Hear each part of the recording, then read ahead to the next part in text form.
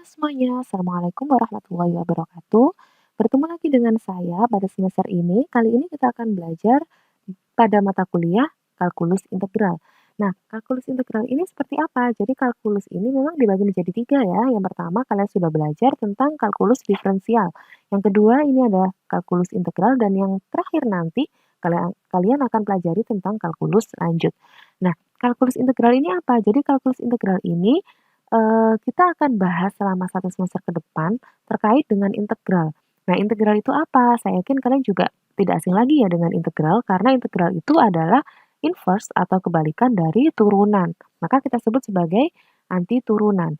Nah, di sini yang pertama kita bahas kali ini yaitu tentang integral tak tentu ya dan juga integral tentu. Nah, bagaimana sih integral tak tentu? Apa sih bedanya dengan integral tentu?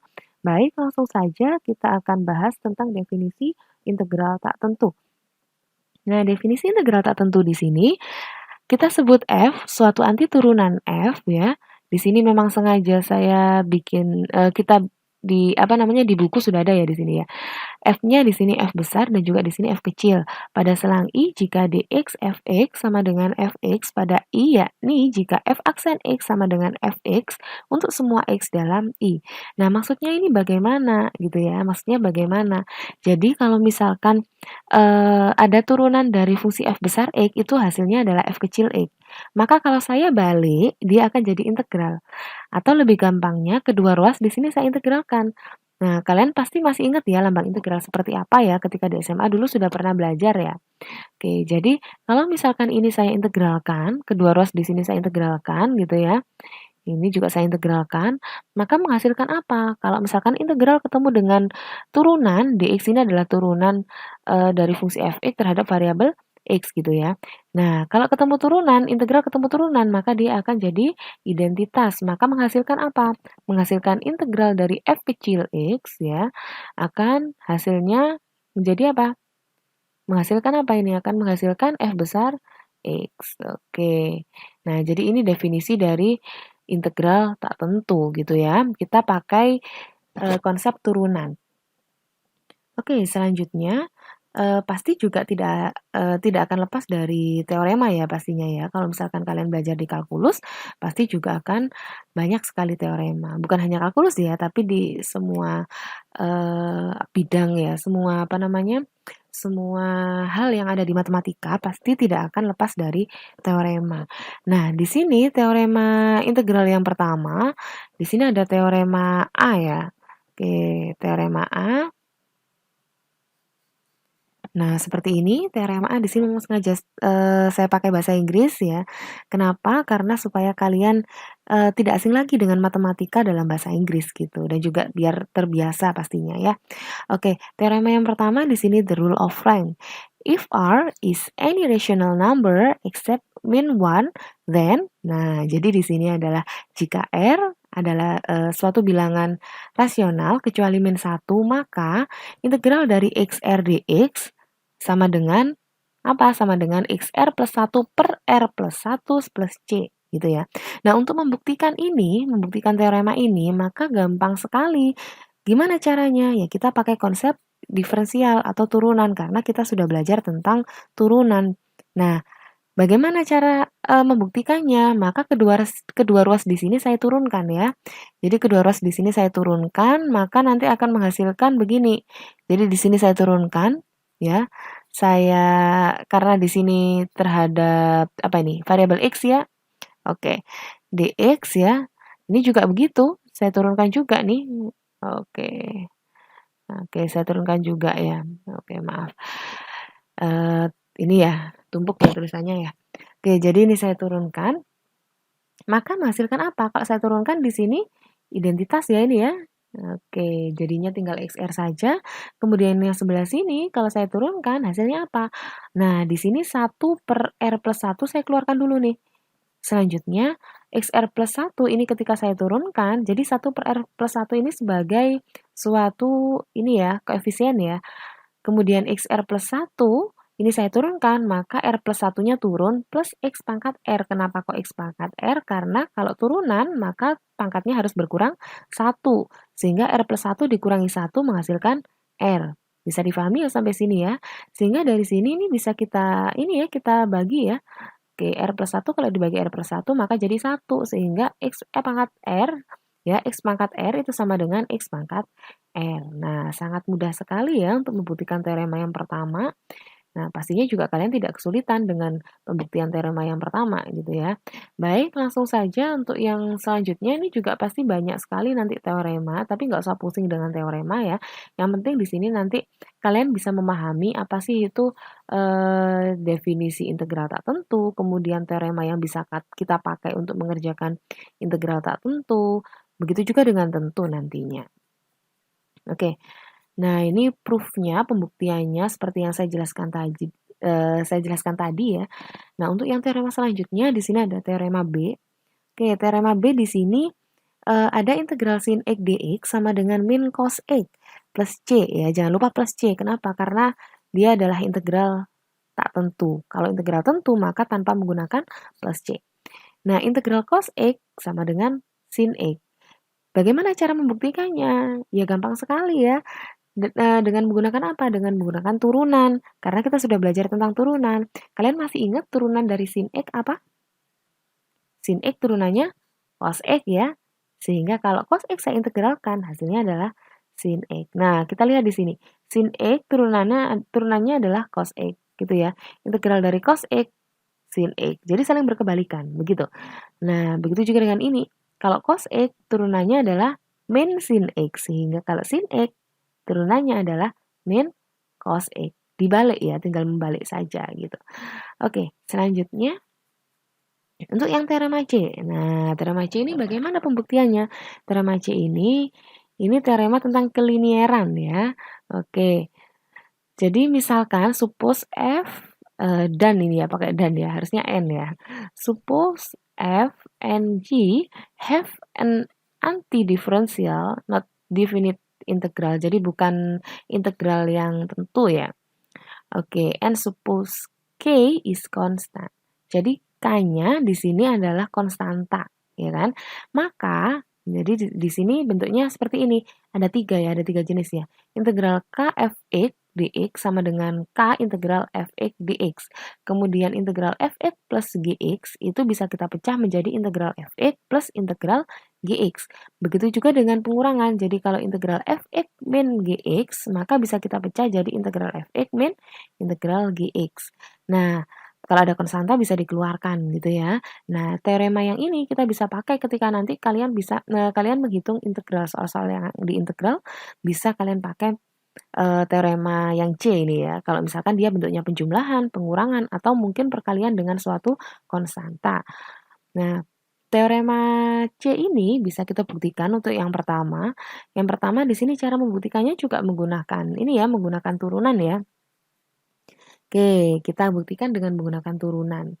Tadi yang pertama kita lihat seperti ini ya. Integral K fx dx sama dengan K kali, nah ini ya, K kali integral fx dx. Nah, kalau misalkan saya turunkan nih, saya kasih dx, ini juga saya kasih dx. Nanti menghasilkan begini. Nah, begini ya. Oke, jadi saya kasih dx ya, sama dengan K kali dx. Nah, ini sebenarnya dx-nya di depan nih. Karena konstanta boleh kan dikeluarkan ya. Ini juga ada teoremanya di turunan pastinya. Ketika menurunkan sesuatu gitu ya, ada suatu konstanta, maka konstantanya bisa taruh luar gitu. Oke, jadi di sini dx K integral fx dx sama dengan K dx integral fx dx. Nah, jadi kalau misalkan dx ketemu dengan integral, maka dia jadi identitas, maka menghasilkan K kali fx saja. Nah, ini yang pertama. Bisa difahami ya sampai sini? Begitu juga dengan yang ini gitu ya. Ketika saya turunkan, maka akan menghasilkan begini. Ya, dx dikalikan integral fx dx plus integral gx dx. Jadi dx dengan integral ini saling inverse ya, saling berkebalikan maka jadi identitas menghasilkan fx saja plus gx. Oke. Selanjutnya selanjutnya begini. yang teorema D ya. Ini teorema ini sebagai apa namanya, tugas ya, sebagai tugas yang minggu lalu, aturan pangkat yang dirampatkan. Jadi, andaikan Gx suatu fungsi yang dapat didiferensialkan dan R suatu bilangan rasional bukan bukan min 1, maka jadi seperti apa nih? Nah, jadi nanti hasil apa namanya? Hasil pembuktiannya seperti ini. Oke, kita buktikan di sini ya. Saya yakin juga ini kemarin saya lihat banyak yang benar ya. Oke, jadi di situ integralnya bentuknya seperti ini ya. Integral Gx pangkat R gitu ya. Integral Gx pangkat R. Integral Gx pangkat R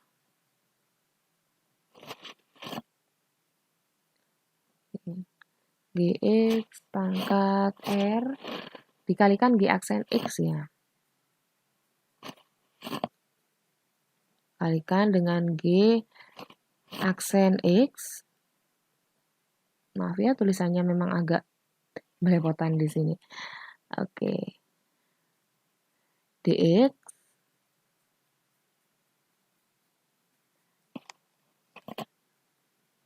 Oke, hasilnya apa di situ?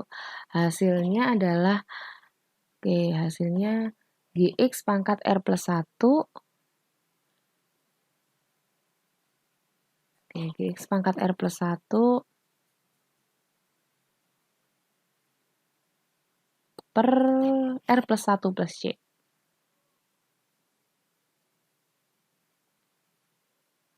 Oke, di sini plus C begini ya. Nah, bagaimana cara membuktikan ini? Maka kedua ras di sini saya turunkan ya, dikasih dx, jadi tinggal mendx-kan saja atau mendiferensialkan saja gitu ya, menurunkan saja dx, ini juga saya dx-kan ya. Saya turunkan, maaf. Nah, jadi begini ya bentuknya ya. Oke.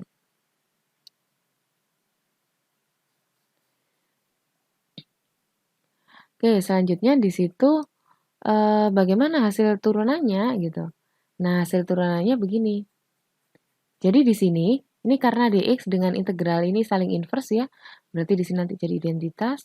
Selanjutnya yang ini bagaimana? Nah, yang ini bentuknya seperti ini nanti. Jadi di sini tinggal ini ya, tinggal ini saja kan? Nah, tinggal ini saja. Selanjutnya yang ini kita integralkan ya seperti biasa. Nah, kita integralkan, jadi integral dari ini 1 per R plus 1-nya saya keluarkan dulu. Nah, yang sebelah kanan ya, jadi 1 per R plus 1. Nah, keluar ya. 1 per R plus 1-nya keluar. Kemudian, karena di sini R plus 1, 1 per R plus 1 ini adalah suatu koefisien ya. Nah, Gx pangkat R plus 1 ketika saya turunkan, pasti akan menghasilkan apa? Menghasilkan R plus 1, ini ya, pangkat apa? R plus 1 dikalikan apa? Dikalikan Gx, pangkat apa? Karena di situ pangkatnya R plus 1, ketika saya turunkan akan menghasilkan R saja, karena berkurang 1. Dan juga harus kita kalikan dengan ini ya, G aksen X ya, karena di situ Gx adalah suatu fungsi. Nah, begitu. Nah, suatu fungsi. Sehingga nanti di sini akan saya bukan coret ya, saya bagi gitu ya. Saya bagi, maka menghasilkan apa? Gx pangkat R dikalikan G aksen X. Maka sama dengan ruas yang sebelah kiri ya. Jadi di sini Gx, ini kan tadi ketika dx bertemu dengan integral akan menghasilkan apa? Akan menghasilkan saling inverse berarti identitas gitu. Nah, tinggal di sini kalian nanti tinggal memberi penjelasan saja gitu kan. Nah, seperti ini. Jadi sama ruas sebelah kiri dengan ruas sebelah kanan sama. Oke, sampai sini bisa difahami ya untuk teorema yang ini.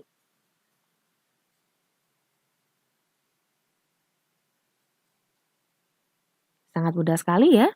Oke, selanjutnya kita ke teorema selanjutnya. Saya hapus dulu nih.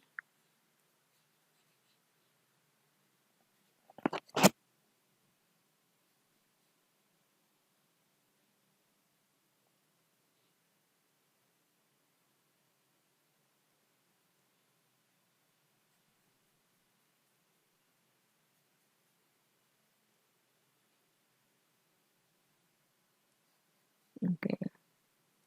Nah, untuk teorema selanjutnya jadi seperti ini.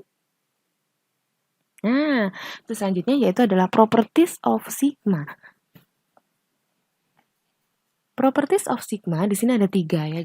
Jadi yang pertama yaitu mengasumsikan sebagai operator, memang sigma di sini sebagai operator. Yang kedua adalah operasi dari suatu barisan dan yang ketiga adalah linear. Ya, ini pasti sudah kalian pahami semua ya bagaimana operator, maksudnya operator itu apa? Operator itu ya ini apa namanya sebagai lambang gitu ya. Nah, kalau misalkan yang operasi barisan, pasti kenapa kok barisan? Ada yang tahu kenapa kok barisan? Jadi memang kenapa kok barisan? Ya memang dia ketika didefinisikan ya, kita definisikan sigma itu seperti apa? Sigma itu kan artinya penjumlahan ya, di mana barisan itu juga pasti nanti mengarah ke penjumlahan begitu. Untuk teorema aturan sigma, yang pertama yaitu di sini ada teorema A. Nah, teorema A di sini teorema tentang kelinearan suatu sigma. Jadi misalkan AI ya, misalkan AI dan BI adalah apa namanya barisan ya, sequence itu barisan. Adalah dua barisan dan C adalah suatu konstanta, maka berlaku seperti ini ya. Jadi sigma I sama dengan 1 sampai N dari CAI sama dengan C kali sigma I sama dengan 1 sampai N dari AI gitu ya. Begitu juga dengan yang ini. Jadi kalau misalkan penjumlahan maka berlaku kedua sigma ini bisa dipisah gitu ya. Jadi sigma AI plus sigma BI. Begitu juga dengan pengurangan. Tidak berlaku untuk pembagian gitu ya dan juga perkalian suatu dua fungsi gitu. Nah, bagaimana membuktikan dari teorema A ini? Coba kita buktikan. Oke. Untuk yang pertama di sini tadi teoremanya apa nih? Teoremanya adalah oh ya, sigma CAI ya sama dengan C sigma AI. Oke. Jadi sigma CAI ini ya. Oke. Sigma CAI oke, sama dengan sigma oh maaf, C kali sigma AI gitu ya. C kali sigma AI. Nah, di mana di sini memang sigmanya adalah I sama dengan 1 sampai N ya.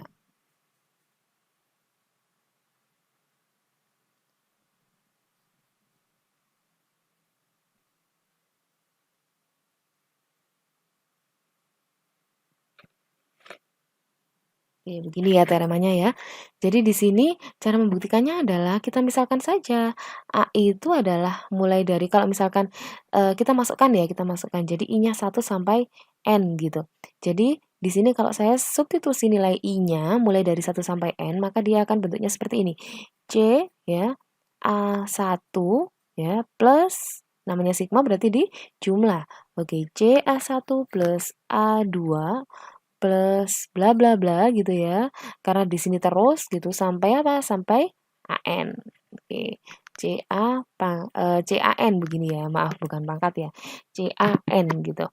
Nah, sama dengan apa? Sama dengan apakah sama nanti ketika kita hitung gitu ya. Apakah sama dengan ruas sebelah kanan? Jadi ini saya kasih kurung gitu. Karena ini sigma AI ini dikalikan dengan C gitu maksudnya. Maka di sini sigma AI apa? A1 plus A2 ya. Sampai apa? Sampai AN. Nah, sampai AN begini.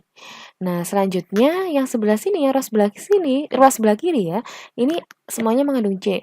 Maka di sini C-nya saya keluarkan nih. Nah, C-nya saya keluarkan begini jadinya. A1 plus A2 ya. Oke, A2 ini.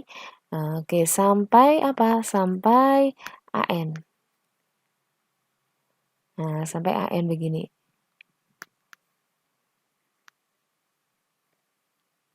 Begini. Sama dengan apa?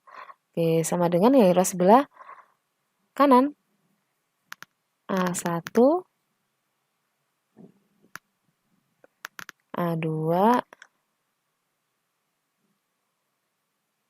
sampai apa? Sampai AN. Oke, sampai AN.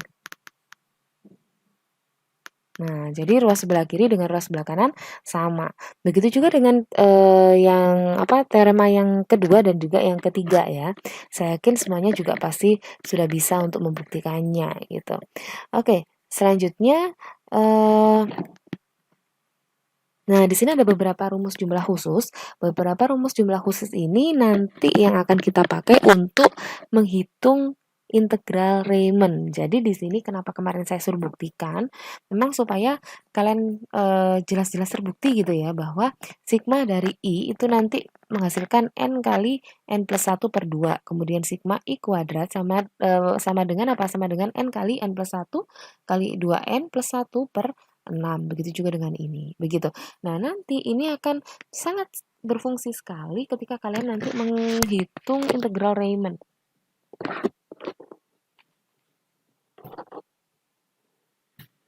Oke, langsung saja kita buktikan ya. Kita coba buktikan nomor satu saja dulu gitu ya.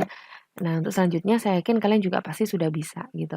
Nah, untuk yang nomor satu, pembuktiannya bagaimana? Jadi untuk membuktikan bentuk sigma ini, kalian bisa menggunakan pembuktian ini ya, induksi matematika. Nah, jadi bagaimana membuktikannya? Jadi membuktikan induksi matematika itu butuh 3 tahap ya. Yang pertama adalah ketika ini ya, ketika n sama dengan 1. Oke, ketika n sama dengan 1. Jadi ketika n sama dengan 1 bagaimana? Kita substitusi saja.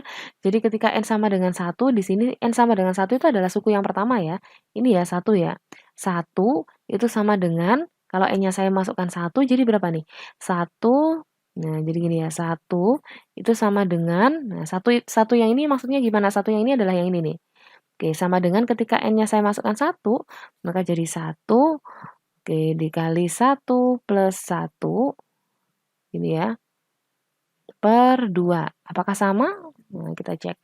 1 sama dengan, oke, nah, di sini 1 tambah 1, 2 ya. 2 kali 1, 2. 2 bagi 2, 1. Nah, begini. Maka terbukti ya. Oke, ini untuk N sama dengan 1. Nah, bagaimana untuk N sama dengan K? Nah, yang kedua adalah N sama dengan K. Jadi memang ada 3 tahap. Nanti yang terakhir, N sama dengan K plus 1. Gini ya. Oke, maaf ya tulisannya agak belepotan ya. Oke, jadi di sini kalau N sama dengan K, maka bisa saya tuliskan begini. 1 ditambah 2, oke, 1 ditambah 2, kemudian ditambah 3 gitu ya, ditambah plus bla bla bla gitu, plus K gitu. Jadi N-nya kita ganti dengan K gitu. Jadi nanti menghasilkan begini. 1 plus 2, ya saya tuliskan begini aja langsung ya. Oke, plus K. Plus K sama dengan apa? Sama dengan di sini K, nah dalam kurung K plus 1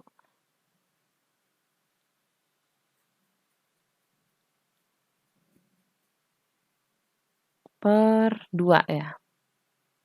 Nah, gini ya. Nah, untuk yang ketiga yaitu N sama dengan K plus 1.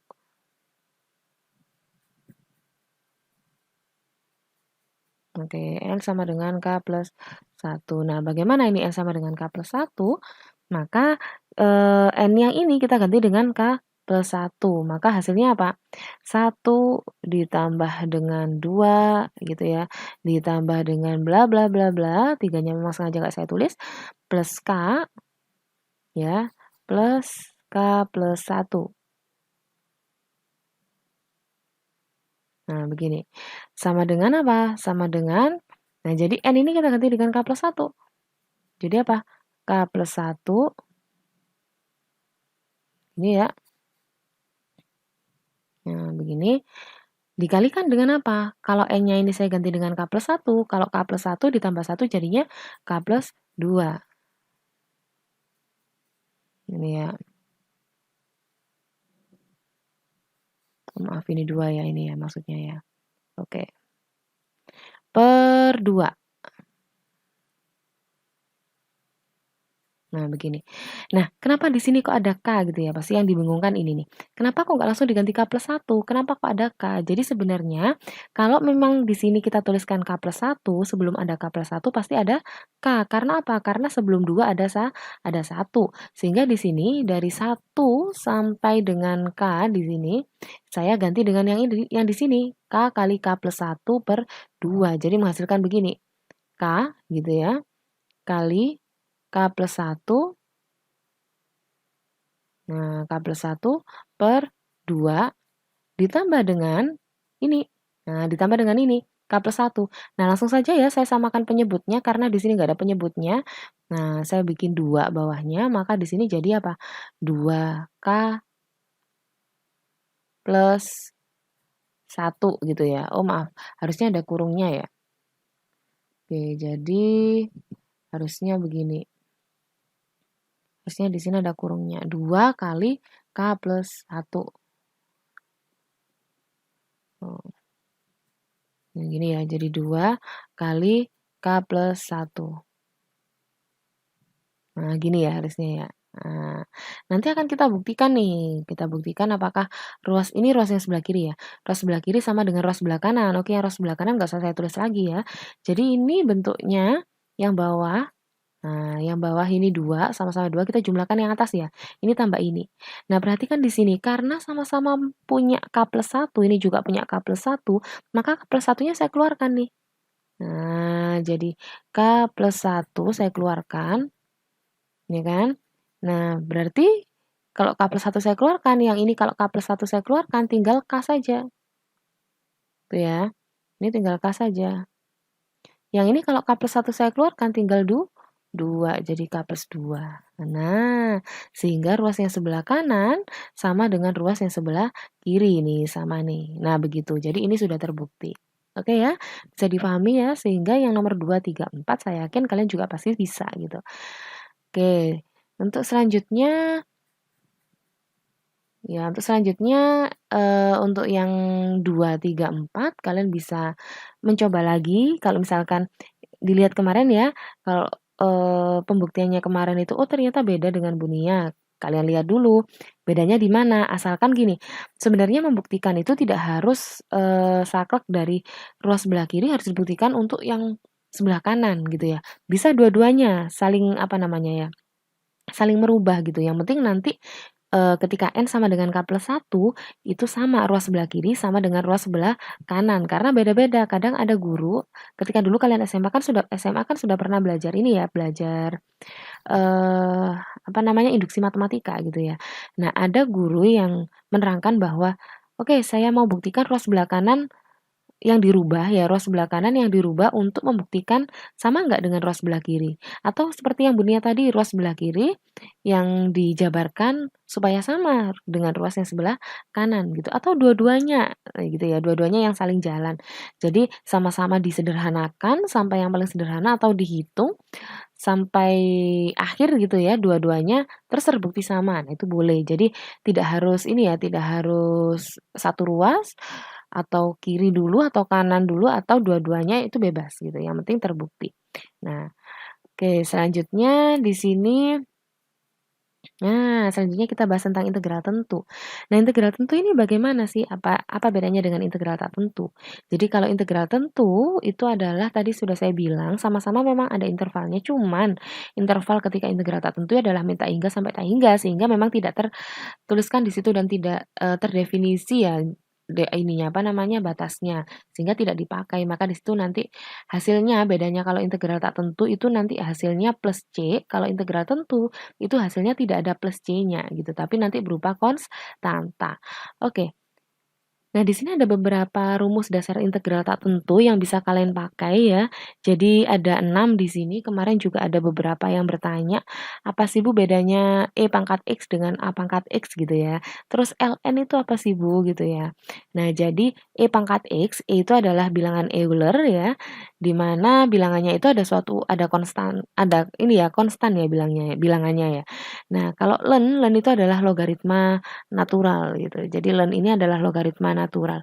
Nah, ini bedanya apa? Kalau E pangkat X itu ini bilangan Euler, kalau A pangkat X di mana A ini suatu konstanta gitu nanti. Jadi konstanta dipangkatkan X, kalau yang ini, nah ini bebas, kalau A-nya tuh tidak saklek bilangannya harus berapa. Kalau E ini kan sudah ada ketentuannya ya 2, sekian gitu kan. Nah, oke, yang di sini nomor 1 ada integral X pangkat N, itu bisa kalian gunakan hasilnya seperti ini ya. Jadi sebenarnya kalau mengintegralkan itu adalah pangkatnya ditambahkan 1, kemudian diturunkan tapi jadi 1 gitu ya. 1/n+1 dikalikan X pangkat n+1. Jadi bedanya dengan turunan apa? Kalau turunan itu pangkatnya berkurang 1, tapi kalau integral itu pangkatnya bertambah 1. Oke, selanjutnya yang ini tadi sesuai dengan yang teorema sudah ada. Ini E pangkat X ya, jadi kalau integral E pangkat X, kalau saya integralkan ya, E pangkat X kalau diintegralkan itu hasilnya tetap E pangkat X. Kalau X integralnya adalah ln X. Ya, jadi nggak bisa nih kalau misalkan ini dijadikan X pangkat min 1 saja gitu. X pangkat min 1 nanti kalau pangkatnya ditambah 1 akan menghasilkan 0 gitu ya. Makanya di sini integral dari X itu adalah ln X. Nah, untuk integral A pangkat X itu jadi A pangkat X ln A gitu ya. Oke, selanjutnya nah, di sini ada integral Riemann. Jadi, untuk mendefinisikan integral tentu, maka kita harus paham dulu apa sih integral Riemann gitu ya. Integral Riemann itu adalah integral di mana mempartisi bagian luasan. Jadi sebenarnya menghitung integral tentu, itu konsepnya kita menggunakan luasan di bawah kurva. Ya, oke. Di sini ada ini ya, ada penjelasan bahwa R, kalian bisa lihat yang ada di sebelah kiri ya. Oke. Nah, sebelah kiri di sini ada suatu kurva fx ya. Ada suatu kurva fx. Oke, ada suatu kurva fx di situ. Nah, kurva fx ini di bawahnya ada R, di mana R ini adalah luasan. Ya, makanya di sini dijelaskan nih, R adalah luasan. Jadi R ini luasan. Luasan di bawah kurva. Oke, kita lihat dulu di sini penjelasannya seperti apa. R adalah suatu luasan pada bidang datar yang batas-batasannya adalah kurva Y sama dengan Fx, sumbu koordinat yaitu sumbu X, di mana garis Y sama dengan 0, garis X sama dengan A, dan X sama dengan B. Ya kan? Kita lihat di sini. Yang membatasi R itu apa sih? Nah, yang warna biru ini Y sama dengan Fx, kemudian sumbu X itu ini ya, sumbu X itu bisa kita sebut garis Y sama dengan 0 ya. Kalau sumbu Y, maka kita bisa sebut sebagai garis X sama dengan 0. Oke, garis X sama dengan A di mana? Garis X sama dengan A. Oh, ini nih. Garis X sama dengan A itu yang warna merah tapi yang sebelahnya sumbu Y. Nah, garis X sama dengan B yang ini nih. Nah, jadi itu yang membatasi. Jadi ada 4 garis ya. Sorry, ada 3 garis dan 1 kurva gitu. Nah, R adalah luasan positif ya karena terletak pada bidang X lebih besar dari 0 ya kan? Ini di kuadran 1 gitu. Kalau di trigonometri itu kan ada 4 kuadran ya. Dia berada di kuadran 1. Kurva pembatas Y sama dengan Fx kontinu dan terdefinisi pada selang AB. Ini selang tertutup ini. Jadi bedanya selang tertutup dengan selang terbuka itu apa? Jadi kalau tertutup itu kurungnya siku begini ya. Kalau terbuka nanti kurungnya kurung biasa gitu. Kurung yang seperti ini nih. Nah, pada selang tertutup A dan B ya, selang tertutup A dan B di mana A itu dan B-nya sebagai batasannya gitu. Selanjutnya R dipartisi menjadi N partisi bagian dan tidak harus perlu masing-masing partisi sama panjang.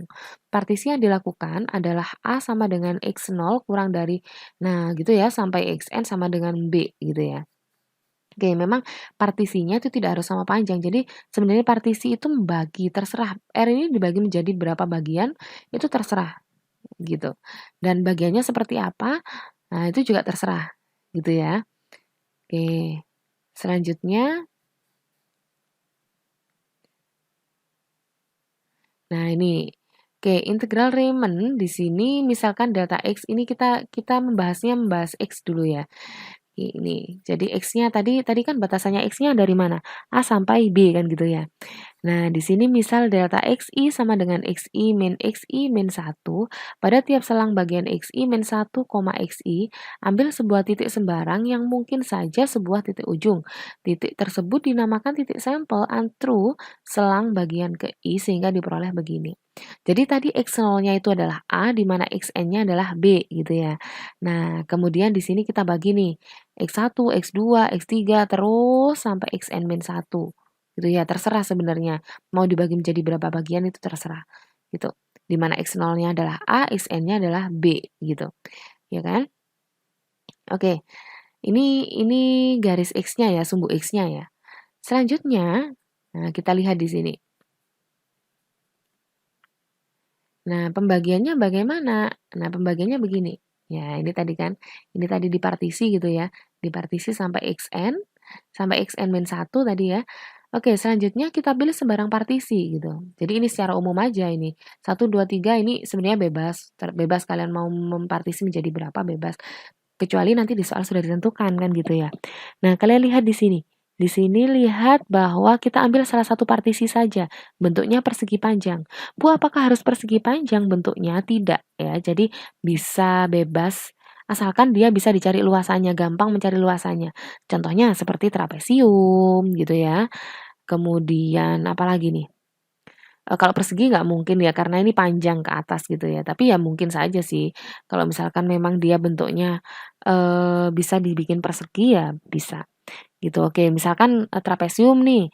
Oke, boleh menggunakan trapesium ini. Cuman nanti untuk menghitung trapesium mencari luasannya tuh lebih panjang daripada mencari luasan persegi panjang. Makanya di sini menggunakan persegi panjang. Paling gampang menggunakan persegi panjang. Oke. Nah, di sini ada batasannya, salah satu aja ya, ambil salah satu aja ya. Nah, di sini XK min 1 sampai XK gitu ya. Nah, FXK. Nah, jadi di sini fungsi fx. Contohnya gini aja deh. Ambil salah satu misal K-nya itu adalah ini partisi ke K ya. Ke N atau ke K bebas sama saja sih. Oke, ini K atau N kalau tadi sebelumnya N ya. Ya sama saja kok ini K atau N sama. Oke, jadi di sini misalkan saya partisi ke K-nya itu saya misalkan 5 gitu ya.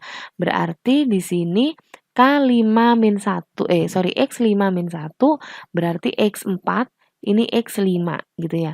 Jadi di sini ini kita sebut sebagai ini X4, ini X5. Berarti kalau cari selisihnya maka kita sebut sebagai delta X. Makanya di sini menjadi delta X, delta XK. Nah, kenapa di sini FXK? Karena apa? Karena ketika di sini saya punya XK, saya misalkan di sini deh, misalkan ini nih. Ini ya. Ini X0 kan ya. X0 ini Fx, berarti kalau saya masukkan ke sini ke dalam fungsi Fx, maka X-nya menjadi apa? X 0 kan gitu kan. Nah, bagaimana kalau misalkan di sini titiknya yang bawah ini adalah XK, maka di sini jadi Fx, Fxk gitu. Oke, partisi ke K adalah suatu persegi panjang sehingga luas persegi panjang partisi ke K di atas adalah AK sama dengan Fxk dikalikan delta XK. Gitu ya. Jadi panjang dikalikan dengan lebar gitu ya. Oke. Karena terdapat n partisi, maka luas seluruh partisi dapat dinyatakan sebagai penjumlahan luas persegi panjang. Ya, kenapa kok di sini penjumlahan? Karena ini banyak gitu ya. Jadi saya jumlahkan ini luas ini tambah luas ini tambah luas ini sampai luas ke K atau luas ke N gitu ya. Sehingga luasannya A itu adalah area, A adalah Fx1 delta X1 dikali ya ini ya, dikali delta X1 ditambah Fx2 dikalikan delta X2 sampai Fxn dikalikan dengan delta Xn atau Fxk dikalikan dengan delta Xk begitu.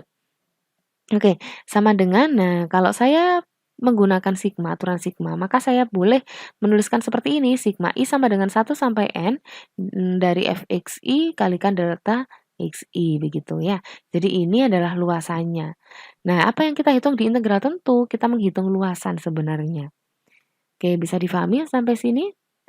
Selanjutnya untuk definisinya begini nih. Ya. Oke, sorry ini kepotong ya. Oke, untuk definisinya begini. Jadi, andaikan f suatu fungsi yang didefinisikan pada selang tertutup AB jika limit P di sini P itu adalah partisi gitu ya. Partisi yang dinormkan, norm itu adalah panjang. Jadi ini bukan nilai mutlak dari P bukan ya, tapi dia norm dari P atau panjang P. mendekati 0 ya, dari sigma I sama dengan 1 sampai N fxi delta xi, kita katakan F adalah terintegralkan pada AB, ya, pada selang tertutup AB. Lebih lanjutnya, integral dari A sampai B fx dx. Jadi bisa kita tuliskan bentuk seperti ini. Jadi definisi integral Riemann itu adalah ya integral tentu ini ya, gitu ya. Oke, disebut integral tentu. Nah, ini atau integral Riemann dari A ke B ya, fungsi fx. Diberikan oleh seperti ini. Jadi integral ini ya, ini definisinya ya. Integral A sampai B dari fungsi fx itu adalah limit partisi norm P ya, norm dari partisi mendekati 0.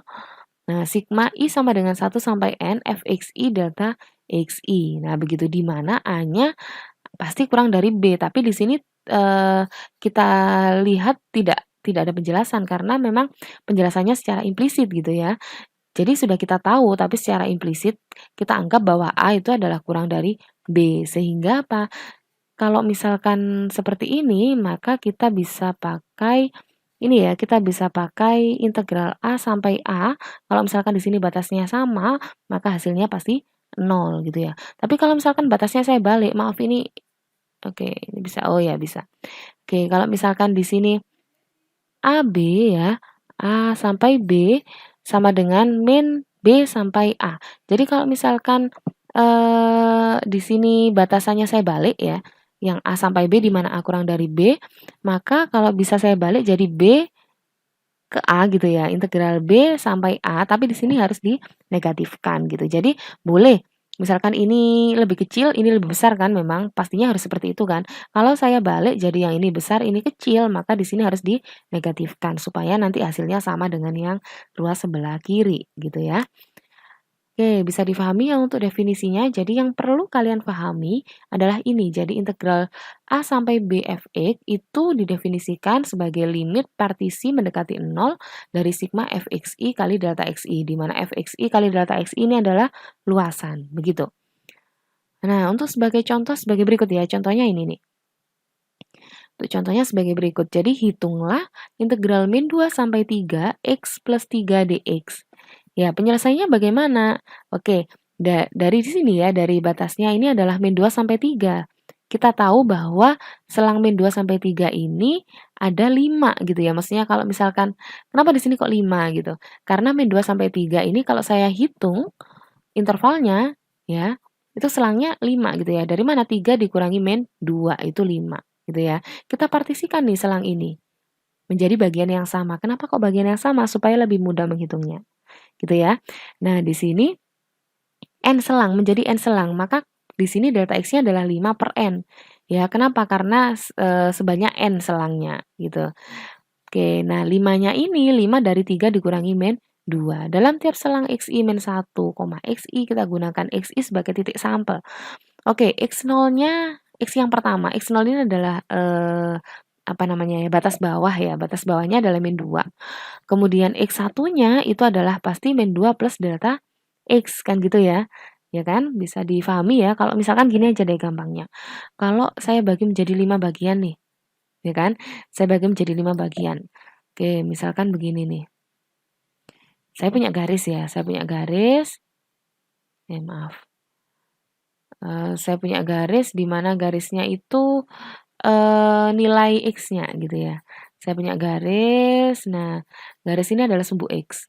Nah, dari min 2 sampai oke, min 2 sampai 3 ya. Oke, sampai 3. Nah, begini. Nah, selanjutnya kalau misalkan dari ini min 2 sampai 3 ini kan 5 nih.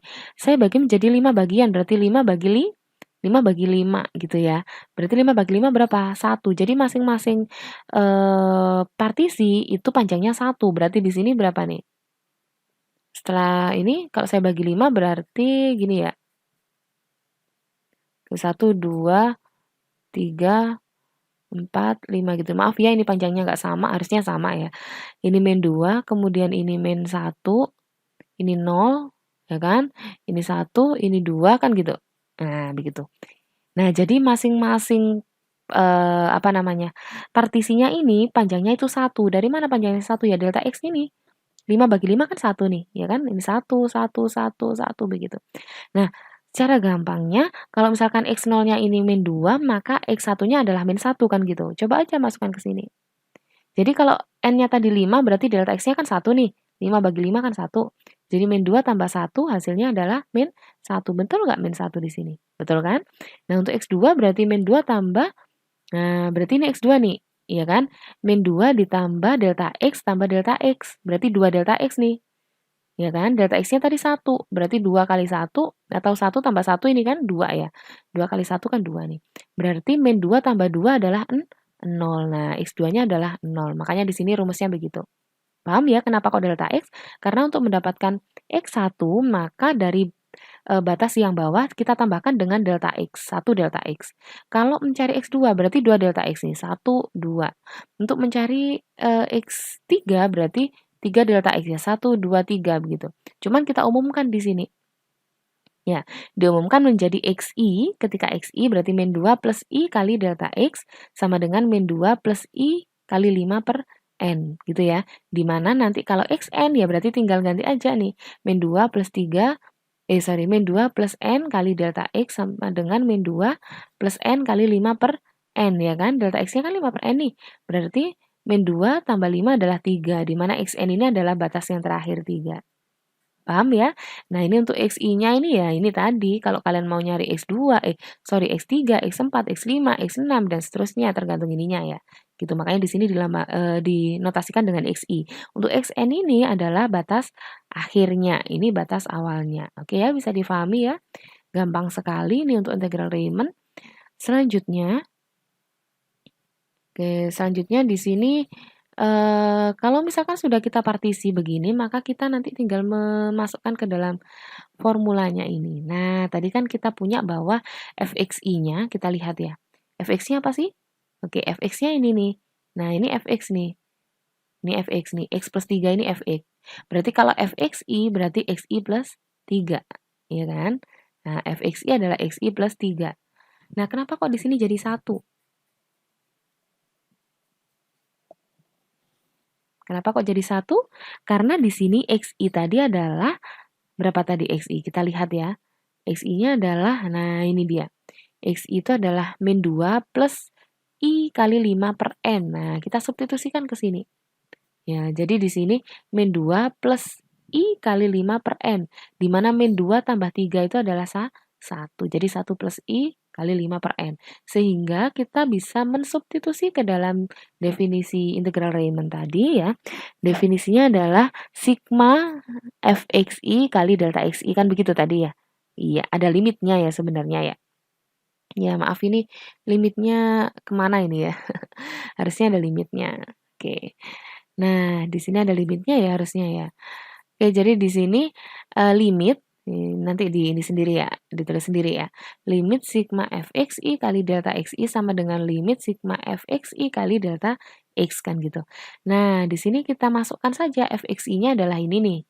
Ya kan? Delta x-nya tadi 5 per n. Sehingga jadi 5 per n. Jadi gini, ini kita kalikan nih. 1 kali 5 per n itu kan 5 per n. Ya kan? Kemudian yang ini, I kali 5 per n, kali 5 per n jadi 25 per n kuadrat I gitu ya. Kalau penjumlahan bisa kita pecah. Sehingga menghasilkan sigma 5 per n ditambah sigma 25 per n kuadrat I. Tapi 5 per n sama 25 per n kuadratnya dikeluarkan dari sigma. Kenapa? Karena dia tidak mengandung I sama sekali di situ. Jadi boleh dikeluarkan sebagai konstanta gitu ya. Nah, koefisien kita keluarkan menjadi, ya tetap koefisien tapi dikeluarkan gitu ya. Sorry, bukan konstanta ya. Jadi koefisiennya yang dikeluarkan gitu. Nah, selanjutnya dari sini, nah sigma ini ya, nah sigma ini apa nih sigmanya? Sigma 1. Nah, kalian masih ingat dengan kalau misalkan I sama dengan 1 sampai N dari 1, maka dia N. Tapi kalau sigma I sama dengan 1 sampai 5 dari 1, maka 5. Gitu ya. Itu aturan sigmanya. Nah, kalau sigma I sama dengan 1 sampai N dari I, ini pakai yang sudah kalian buktikan tadi ya, beberapa rumus sigma tadi. Kalau sigma I itu adalah N kali N plus 1 per 2. Masih ingat ya yang sudah dibuktikan dengan menggunakan induksi matematika, itu yang akan kita pakai. Nah, dari sini, jadi ini 5 per N kali N itu kan 5 nih, ya kan? 25 per N kuadrat dikalikan, nah ini, n kali n kuadrat, plus n gitu kan ya. N kali n kuadrat plus n. Jadi ini n kuadrat plus n per 2 gitu. Nah, atau kalau dituliskan jadi begini ya. Nah, oke, yang bentuk seperti ini, yang ini ya. Yang ini bisa kita tuliskan begini sih sebenarnya. Oke, jadi n kuadrat per 2, gini ya, plus per n per 2 gini ya. Nah, dikalikan dengan, oke, kita kalikan dengan yang di depan ini 25 per n kuadrat. Nah, begini ya. Nah, kalau mengalikan kan harus begini nih, ini kali ini kan gitu kan. Maaf. Oke, ini kali ini kan gitu kan. Nah, berarti di sini kalau 25 per n kuadrat kali n kuadrat per 2 itu menghasilkan 25 per 2 ya. Maaf, 25 per 2. Oke, ditambah dengan yang ini kali ini, maka n-nya ini bisa kita hilangkan yang atas, yang bawah tinggal n ya, jadi 25 per n gitu ya, atau 25 per 2n. Nah, 25 per 2n, ya, ini bisa kita pecah menjadi apa?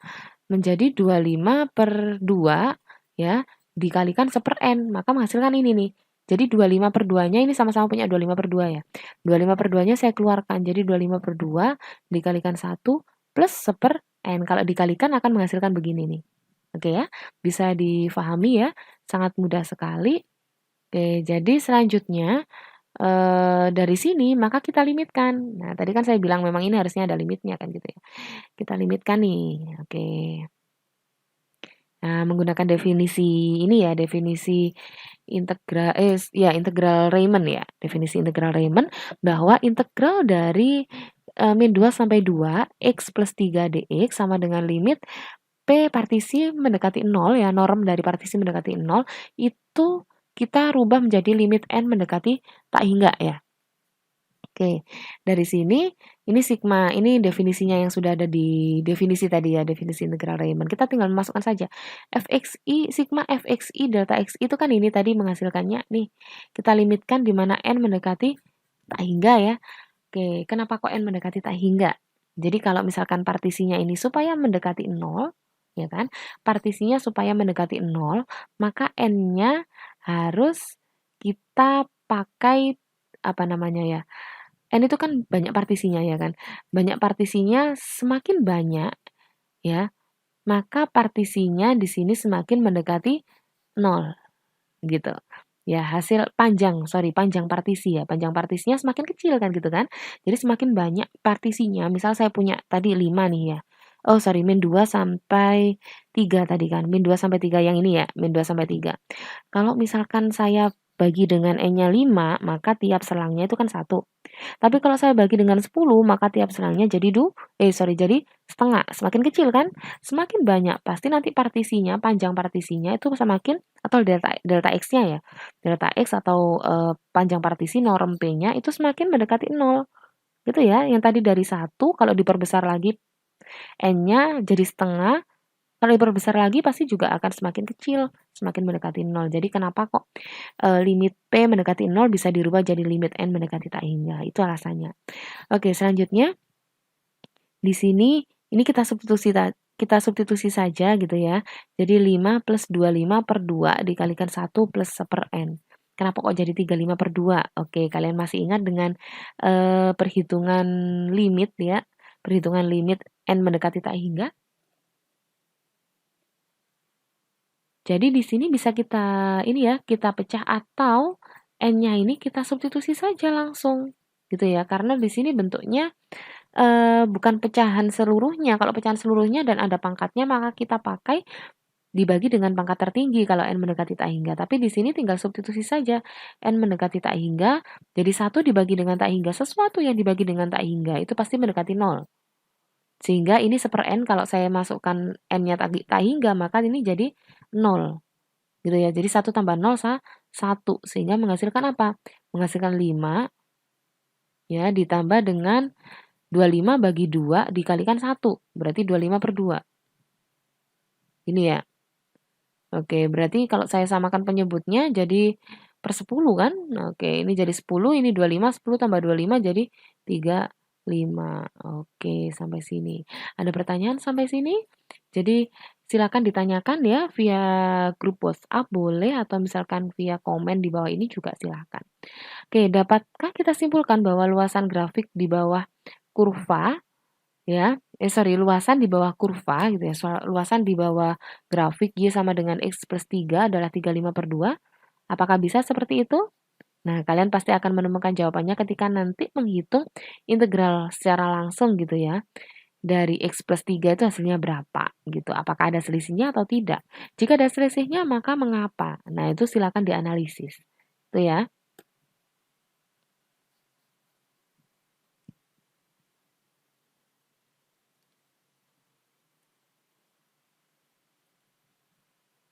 Oke, selanjutnya di sini ada beberapa sifat ya. Sifat ini bisa kita pakai ketika kalian menghitung ini integral gitu ya, integral tentu. Jadi di sini yang pertama adalah sifat penambahan selang, di mana kalau misalkan selangnya dari A sampai C, maka kita bisa merubah jadi A sampai B plus B sampai C. Atau lebih gampangnya kalau pakai angka ya. Misal di sini dari 1 sampai 10, maka bisa kalian pecah jadi 1 sampai 3, 3 sampai 10 gitu. Tidak harus sama. Tidak harus sama. Maksudnya ini 1 sampai 3 itu kan intervalnya kecil ya daripada 3 sampai 10 itu tidak harus sama. Yang penting ini misalkan di sini B, ini juga B atau kalau tadi ini 3, ini juga harus di 3 gitu. Tidak boleh terpisahkan gitu ya. Nah, itu sifat penambahan selang. Selanjutnya untuk sifat pembandingan, ya sifat pembandingan seperti ini. Jadi kalau misalkan ada dua fungsi ya f(x) dan juga g(x), di mana f(x) itu kurang dari sama dengan g(x), maka berlaku seperti ini ya. Integral dari a sampai b dari f(x) kurang dari sama dengan g(x), kurang dari sama dengan integral dari a sampai b dari fungsi gx gitu ya, dengan batas a sampai b. Ketika f(x) kurang dari sama dengan gx, maka berlaku seperti ini gitu ya. Nah, pembuktiannya seperti apa? Pembuktiannya begini. Ya, jadi misalkan aja nih, di mana batasnya A sampai B, ya, itu merupakan suatu partisi sebarang dari A sampai B, oke, di mana di sini kita partisi banyak gitu ya, terserah. Nah, di mana fxi itu kurang dari sama dengan gxi, ini yang diketahui tadi. Kalau misalkan fxi-nya itu saya kalikan dengan delta xi yang sebelah kiri, maka sebelah kanan juga harus dikalikan, begitu ya. Kalau misalkan sebelah kiri saya sigmakan, berarti yang sebelah kanan harus disigmakan juga. Begitu juga dengan ini, kalau sebelah kiri dilimitkan, maka sebelah kanan juga harus dilimitkan. Kita tahu bahwa limit dari fxi delta xi itu adalah integral a sampai b dari fx. Begitu juga dengan ini, kalau misalkan gxi delta xi itu adalah definisi dari integral a sampai b dari fungsi gx. Maka terbukti bahwa kalau ada dua fungsi fx kurang dari gx, maka berlaku integral a sampai b fx kurang dari integral a sampai b gx, gitu ya. Nah, untuk selanjutnya di sini sifat keterbatasan. Nah, sifat keterbatasan di sini ini sebagai tugas ya. Jadi memang sengaja tidak saya bahas bagaimana pembuktiannya. Silakan dibuktikan sendiri gitu ya. Sebagai tugas di sini M kalikan B min A itu kurang dari sama dengan. Jadi di sini ketika ada suatu fungsi fx di antara M kecil dan M besar, maka berlaku seperti ini. Ya, berlaku integral dari fx-nya itu di antara M dikalikan B min A dan juga M besar dikalikan B min A. Silakan dibuktikan. Oke ya. Mungkin itu saja untuk pembahasan kali ini dari integral tak tentu dan juga integral tentu. Jika ada pertanyaan, silakan ditanyakan di kolom komentar atau kalian bisa tanya via grup WhatsApp gitu ya. Oke, mungkin itu saja dari saya. Kurang lebihnya mohon maaf. Sampai ketemu lagi minggu depan. Saya akhiri. Wassalamualaikum warahmatullahi wabarakatuh.